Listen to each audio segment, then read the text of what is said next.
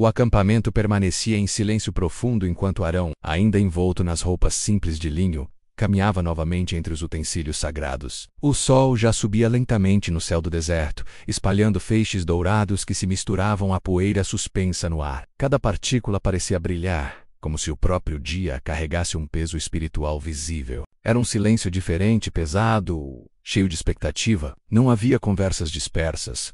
Não havia crianças correndo entre as tendas. Israel inteiro jejuava, respirando arrependimento, reconhecendo que aquele era o dia em que a nação era colocada diante do Deus Santo para ser julgada, purificada e restaurada. Ao lado do tabernáculo, o bode destinado ao Senhor aguardava seu momento final. O animal respirava rápido, inquieto, como se percebesse a solenidade que envolvia todo o acampamento. Arão aproximou-se com passos lentos, sentindo a areia morna sob os pés.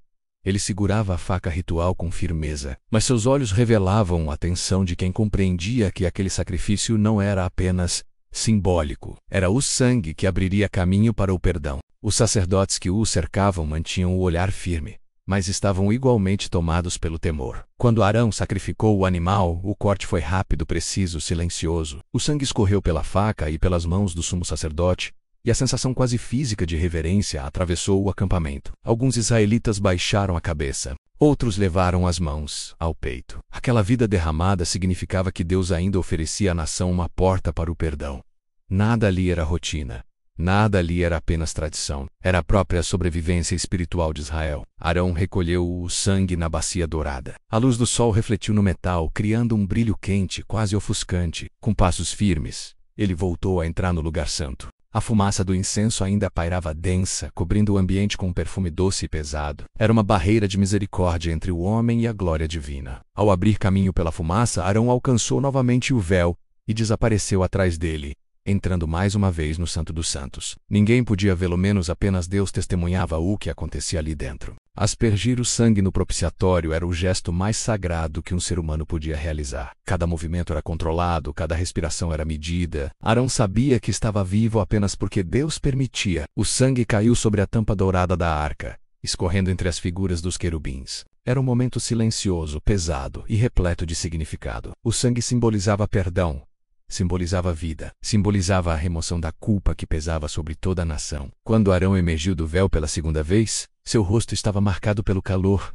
pela fumaça e pela tensão acumulada. Mas o ritual ainda não havia terminado. Nada era mais simbólico naquele dia do que o segundo bode, o bode expiatório. Ele permanecia ali inquieto, com os olhos atentos, como se compreendesse que carregaria algo maior do que si mesmo. O povo formou um grande semicírculo em torno da cena. O silêncio era tão profundo que se podia ouvir o vento tocando as laterais das tendas. Arão colocou ambas as mãos sobre a cabeça do animal. Ele fechou os olhos e inclinou a cabeça. Não era uma confissão longa em palavras, mas um ato espiritual intenso, menos como se todo o peso do pecado coletivo fosse transferido ali, naquele toque ritual. A atmosfera parecia ficar mais pesada. Algumas mulheres começaram a chorar baixinho. Homens respiravam fundo, lutando para conter a emoção. Era um instante que tocava diretamente a alma da nação. Quando Arão retirou as mãos, parecia mais velho, como se a própria responsabilidade tivesse sugado parte de suas forças. Um homem escolhido entre os israelitas aproximou-se, firme,